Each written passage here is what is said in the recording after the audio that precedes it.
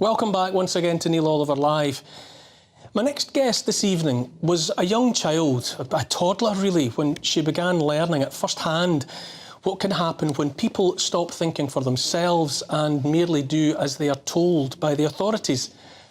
Vera Sharav, who is Jewish, was born in Romania and was 3.5 years old, thereabouts, when she and her family were herded into a concentration camp. Her father died there. Vera and her mother survived. She has dedicated much of her life since then to fighting for humanity, passing on the lessons she learned based on her own experiences of those years. And Vera joins me now. Good evening, Vera. Good evening. Thank you for inviting me. Oh no, it's a pleasure and a privilege to share some space with you. Vera, can I start simply by asking you about the documentary series that you have brought out earlier this year? What is it and what is the message? Well, it's Never Again is now global. And what happened really is that I began to realize that we are probably the last of the generation who remember what actually happened, who were there. So as COVID and all the lockdowns and all the restrictions and government edicts, a lot of them that made absolutely no sense, but were there to frighten and intimidate and keep people in terror, the memories started to come back. And I realized that they probably did with other survivors as well. And so I set out to do something I'd never done before, which is to do a film documentary. I wound up interviewing about 32 people.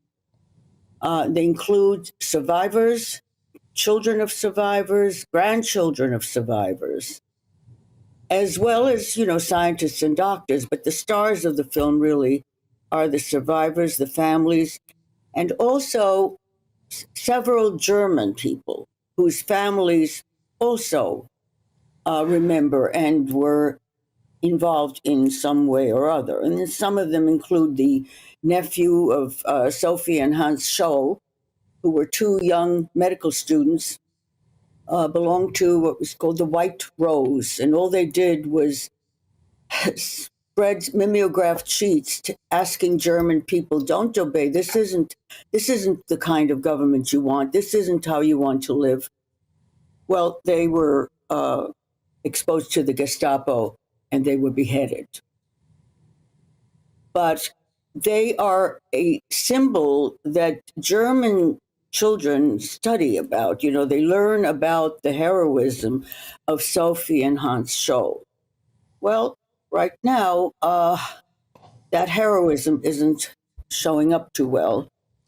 And so the film essentially does two things. Number one, it brings out some information about the Nazi period that has not been connected to the Holocaust the way it should, such as the corporate perpetrators, the dynasties that still prevail today and are part of the global oligarchs who are threatening our civilization today.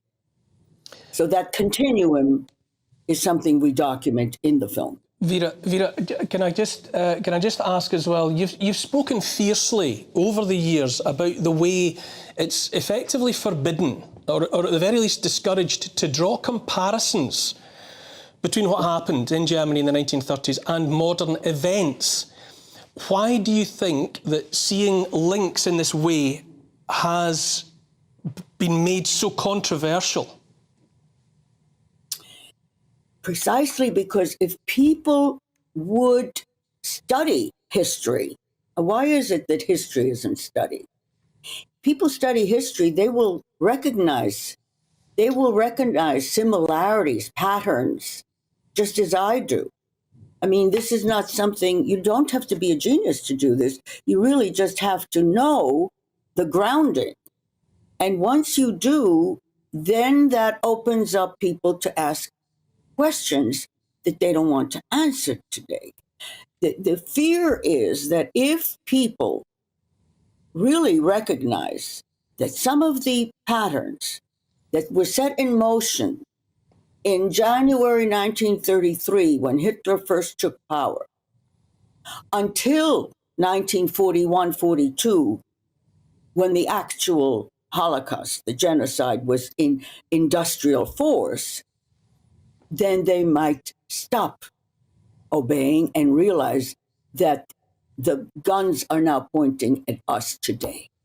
Vera, bear with me for just a second. Vera, Daniel, are there legitimate questions to ask in the context in which Vera is framing them?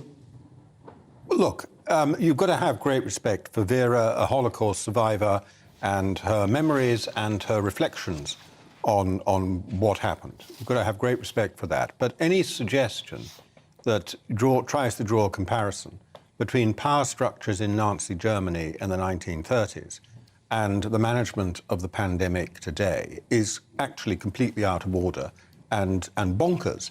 And it is demeaning also to those who didn't survive the Holocaust, the victims of the Holocaust, that they should be compared with that. The Holocaust was a project to deliberately murder millions of people.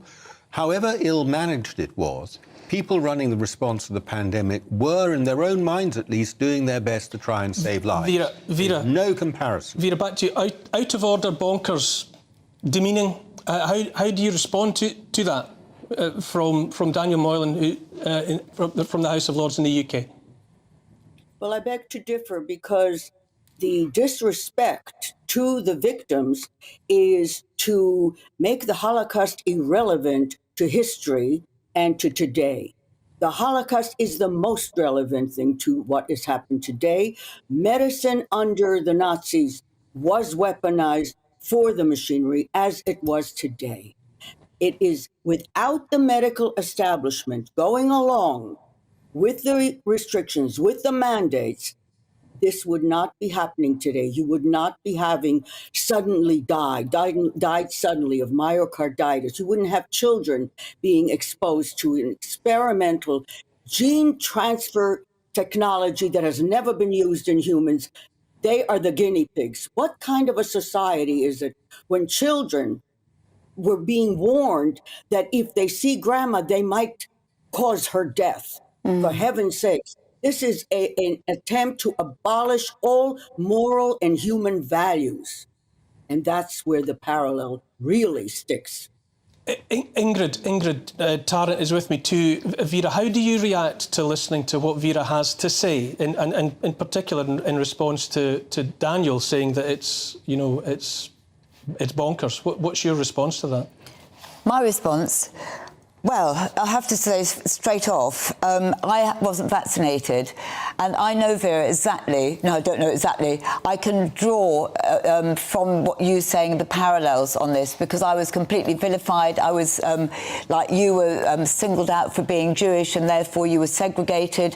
I and others like me that chose not to be vaccinated because we didn't want to be part of that experiment that you talk about. We were vilified, we were separated. You had to show papers. The similarities are extraordinary. The mask wearing, okay, it's different mask. It's not gas mask, but it's a germ mask. It's a different type of war. Being starved, all those sort of things. We couldn't go out. We were being threatened. We couldn't go shopping. We wouldn't be able to do this. Not so much in England, but certainly in Romania, actually, where you came from. And I saw that sort of if they weren't vaccinated, they couldn't send their children to school. They couldn't order even online to have groceries delivered. The parallels are enormous.